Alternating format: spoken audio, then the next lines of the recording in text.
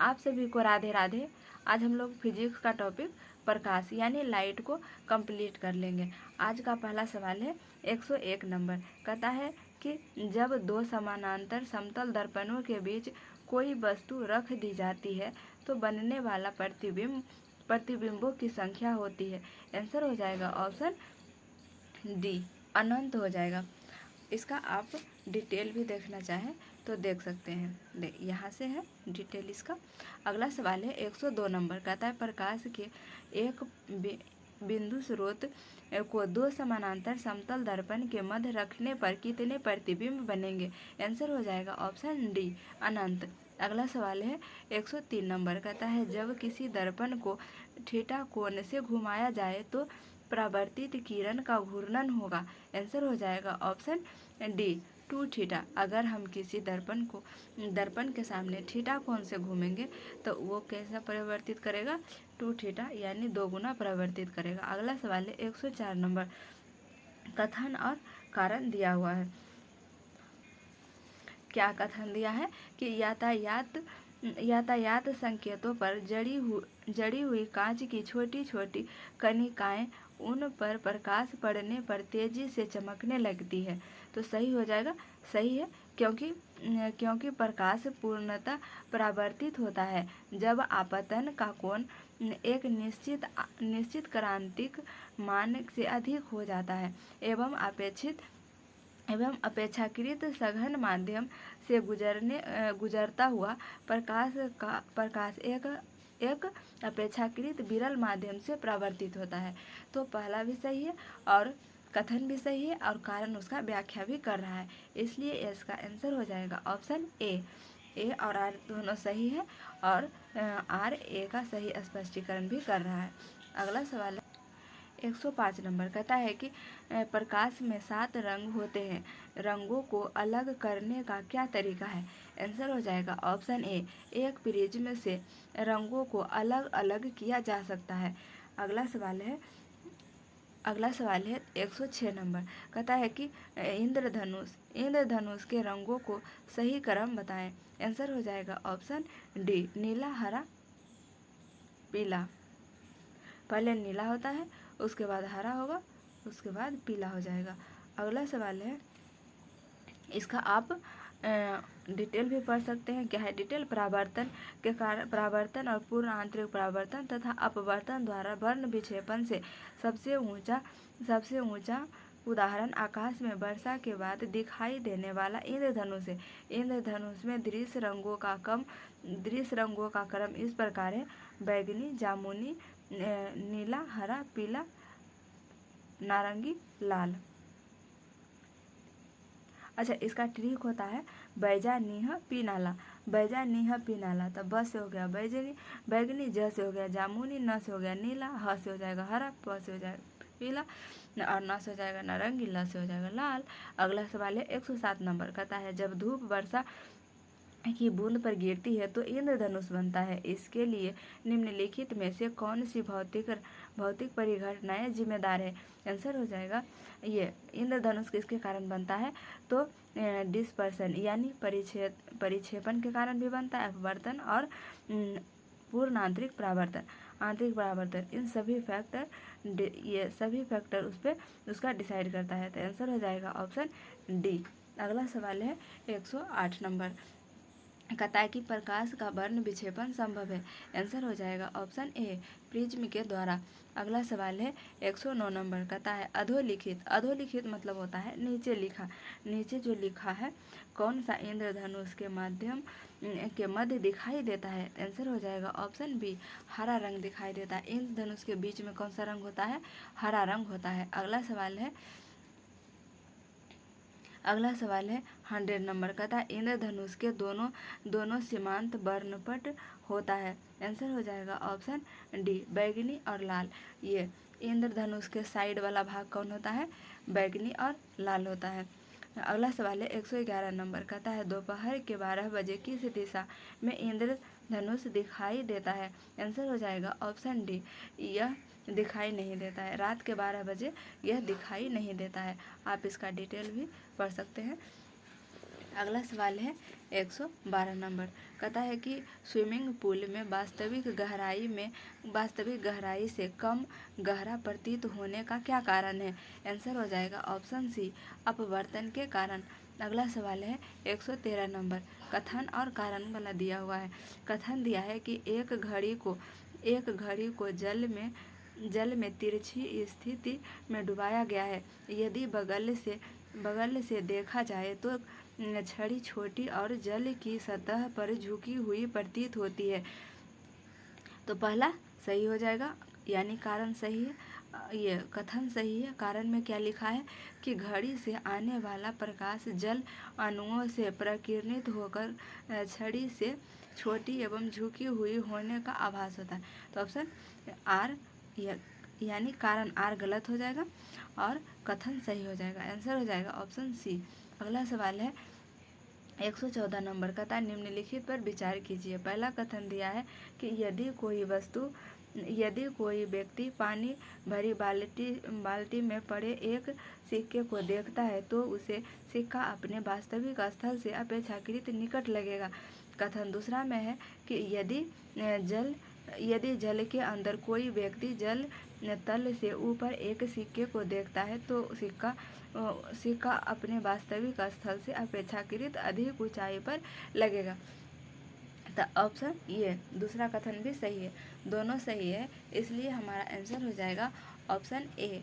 पहला और दूसरा दोनों सही है। इसका आप डिटेल पढ़ना चाहें तो भी पढ़ सकते हैं। अगला सवाल है 115 नंबर का था जल में वायु का बुलबुला जिसकी भांति व्यवहार करेगा वह है। आंसर हो जाएगा ऑप्शन डी, अवतल लेंस की भांति व्यवहार करता है। जल में वायु का बुलबुला अवतल लेंस। अगला सवाल है 116 नंबर का था जल के अंदर वायु का बुलबुला व्यवहार करता है। आंसर हो जाएगा ऑप्शन सी, अपसारी लेंस जैसा। अगला सवाल है 117 नंबर कहता है कि समान फोकस दूरी वाले कांच के दो लेंस जिसमें एक उत्तल तथा दूसरा अवतल लेंस है एक दूसरे से सटाकर रखे गए हैं। इस युग्म का व्यवहार होगा।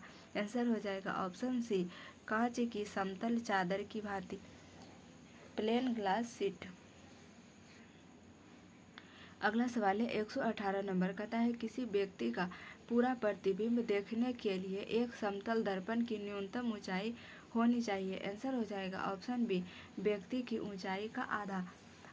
अगर आपको पूरा प्रतिबिंब देखना है तो उसका ये जो दर्पण का लंबाई होना चाहिए प्रतिबिंब के आधा होना चाहिए। तो वही क्वेश्चन अगला में लिखा हुआ है कि 1.5 मीटर लंबे व्यक्ति को अपना पूरा प्रतिबिंब देखना है तो दर्पण के लिए कितना लंबाई होना चाहिए?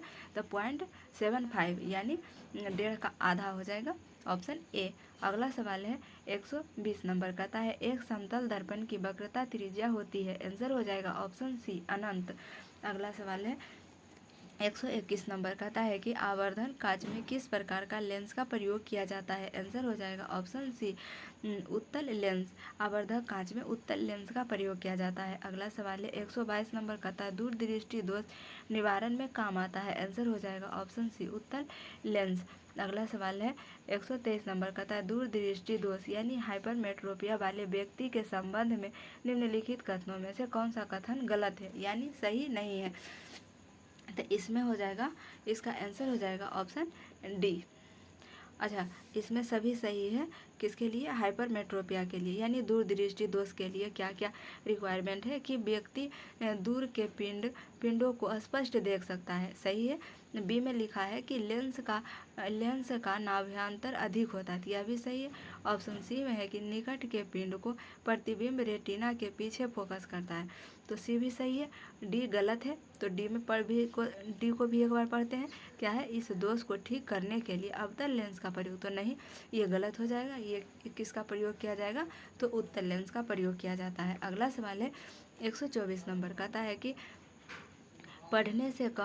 पढ़ने में काम आने वाले ग्लासेज किस प्रकार के लेंस से बनते हैं? तो आंसर हो जाएगा ऑप्शन बी, उत्तल लेंस से बनते हैं। पढ़ने वाला ग्लास यानी पढ़ने वाला शीशा किसका बना होता है? उत्तल लेंस का बना होता है। अगला सवाल है 125 नंबर का था, निकट दृष्टि दोष दूर करने के लिए निम्नलिखित में से कौन सा लेंस का प्रयोग किया जाता है। आंसर हो जाएगा ऑप्शन बी नतोदर यानी कॉन्वेव लेंस। अगला सवाल है 126 नंबर। ये यहाँ पे देखिए लिखा हो नतोदर का मतलब क्या होता है, अवतल या अपसारी लेंस। अगला सवाल है 126 नंबर का था, निकट दृष्टि दोष को ठीक किया जा सकता है। आंसर हो जाएगा ऑप्शन बी निकट ये अवतल लेंस प्रयुक्त करके। अगला सवाल है 127 नंबर, कहता है कि मायोपिया यानी निकट दृष्टि दोष को ठीक किया जाता है। आंसर हो जाएगा अवतल लेंस। अगला सवाल वही रिपीटेड सवाल है, इसका आंसर बी हो जाएगा। अगला सवाल क्या कर रहा है 129 नंबर में कर रहा है कि निकट दृष्टि दोष एवं दूर दृष्टि दोष मायोपिया एवं हाइपरमेट्रोपिया को ठीक किया जा सकता है। तो मायोपिया के लिए अवतल लेंस हो जाएगा और दूरदृष्टि के लिए उत्तल लेंस हो जाएगा। अगला सवाल है 130 नंबर, कहता है जब एक व्यक्ति तीव्र प्रकाश क्षेत्र से अंधेरे कमरे में प्रवेश करता है तो उसे, देखिए ये क्वेश्चन का आंसर इसे रिजेक्ट कर दिया गया है, इसलिए हम लोग अगला क्वेश्चन देख। अगला सवाल है 132 नंबर, कहता है कि आँख में संकेंद्रण यानी फोकसिंग इन द आई होता है। आंसर हो जाएगा ऑप्शन ए लेंस की उत्तलता में परिवर्तन द्वारा। अगला सवाल है 132 नंबर, कहता है आँखों के लेंस का फोकल दूरी किसके कार्य से परिवर्तित होती है।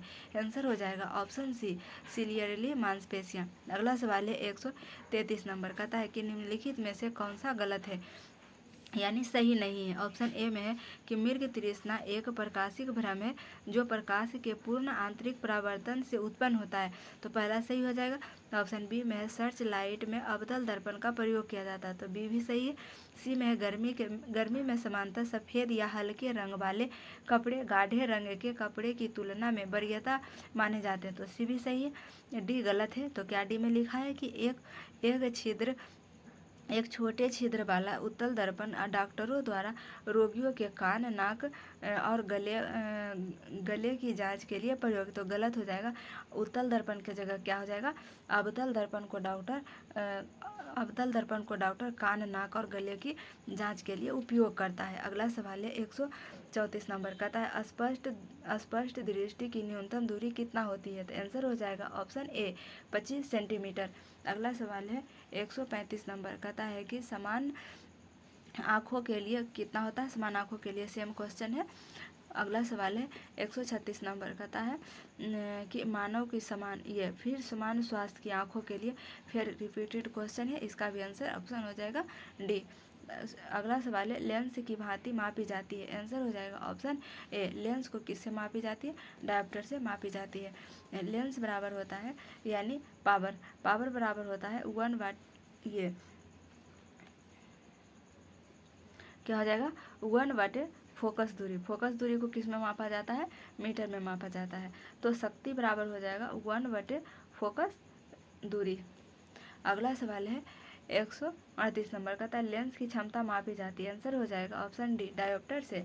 अगला सवाल है 139 नंबर, कहता है कि यदि किसी ऐनक के लेंस की पावर +2 डायोप्टर हो तो उसके फोकस की दूरी होगी। आंसर हो जाएगा ऑप्शन सी 50 सेंटीमीटर। कैसे होगा, डायोप्टर में दिया हुआ है 2 डायोप्टर, तो 2 डायोप्टर ये क्षमता बराबर क्या हो जाएगा P/2, तो 1/2 हो जाएगा क्षमता बराबर, यानी फोकस दूरी इसमें पूछ रहा है, डायोप्टर दिया हुआ, तो इसे कैलकुलेट करेंगे। यहाँ पे सूत्र दिया हुआ है P बराबर 1/f। एफ को आप यहाँ दिया हुआ है, पूछ रहा है किसमें, सेंटीमीटर में ऑप्शन है, ऑप्शन सेंटीमीटर में, तो आप इसे मीटर में निकालिएगा, उसके बाद कैलकुलेट करके सेंटीमीटर में करिएगा, तो आंसर आ जाएगा 50 सेंटीमीटर। अगला सवाल है 140 नंबर, कहता है कि धूप के चश्मे का पावर होती है। आंसर हो जाएगा ऑप्शन ए 0 डायोप्टर। अगला सवाल है 141 नंबर, कहता है कि अगला सवाल है 141 नंबर, कहता है कि कैमरे का द्वारक यानी अपर्चर और कपाट की गति का निम्नलिखित में से कौन सा संयोग अधिकतम उद्भासना होने देगा। आंसर हो जाएगा ऑप्शन ए। अगला सवाल है 142 नंबर कहता है आँखों के रेटिना की परंपरागत कैमरे के निम्नलिखित में से किस भाग से तुलना की जाती है। आंसर हो जाएगा ऑप्शन ए फिल्म से। अगला सवाल है 143 नंबर कहता है कि मनुष्य की आँख में किसी वस्तु का प्रतिबिंब जिस भाग पर बनता है वह क्या है। आंसर हो जाएगा ऑप्शन डी दृष्टि पटल यानी रेटिना। अगला सवाल है 144 नंबर कहता है मनुष्य की आंखें किसी वस्तु का प्रतिबिंब बनाती है। आंसर हो जाएगा ऑप्शन डी रेटिना पर। अगला सवाल है 145 नंबर कहता है दूरदृष्टि दोष में प्रतिबिंब निम्नलिखित पर बनता है। आंसर हो जाएगा ऑप्शन सी रेटिना के पीछे। अगला सवाल है 146 नंबर कहता है किसी अपारदर्शी वस्तु का रंग उस रंग के कारण होता है जिसे वह है। आंसर हो जाएगा ऑप्शन सी परावर्तित करता है। अगला सवाल है 147 नंबर कहता है एक रंगीन टेलीविजन में 3 आधारभूत रंगों के मिश्रण से बनते हैं। ये हैं। आंसर हो जाएगा ऑप्शन बी लाल, हरा और नीला। प्राथमिक रंग कौन कौन से होते हैं तो यही तीनों होते हैं। जो टेलीविजन में रंग होता है उसे ही प्राथमिक रंग भी कहा जाता है, तो प्राथमिक रंग यही होता है। आंसर हो जाएगा ऑप्शन बी। अगला सवाल है 148 नंबर कहता है कि वे कौन से मूल कण है जिसमें टीवी के पर्दे पर विभिन्न रंग प्रकट होते हैं। वही हो जाएगा आंसर लाल, हरा और नीला। अगला सवाल है 149 नंबर कहता है जब लाल, पीले और हरे प्रकाश का पुंज एक स्थान पर पड़ता है तब प्रकाश का रंग हो जाता है। आंसर हो जाएगा ऑप्शन डी सफ़ेद हो जाता है। अगला सवाल है 150 नंबर कहता है कौन प्रकाशिक रंग नहीं है। आंसर हो जाएगा ऑप्शन ए काला प्रकाशिक रंग नहीं है। अगला सवाल है 151 नंबर कहता है तीन रंग मूल रंग है। ये है कौन कौन से हैं तो वही जो प्राथमिक रंग है नीला, हरा और लाल। अगला सवाल है 152 नंबर कहता है कि देखिए इस टॉपिक से थोड़ा ज़्यादा क्वेश्चन पूछा गया है इसलिए वीडियो थोड़ा लंबा हो जाएगा। अब हम लोग खत्म हो जाएगा, क्वेश्चन 156 तक है। अगला सवाल है 152 नंबर। पहला में लिखा है कि यदि मैजेंटा और पीले रंग के दो वृत्त एक दूसरे को काटते हैं तो प्रतिच्छेदन क्षेत्र का रंग लाल होगा। ये कथन दूसरा में है कि यदि सयान और मैजेंटा रंग के दो वृत्त एक दूसरे को काटते हैं तो प्रतिच्छेदन क्षेत्र का रंग नीला होगा। तो दोनों कथन सही है इसलिए आंसर हो जाएगा ऑप्शन सी।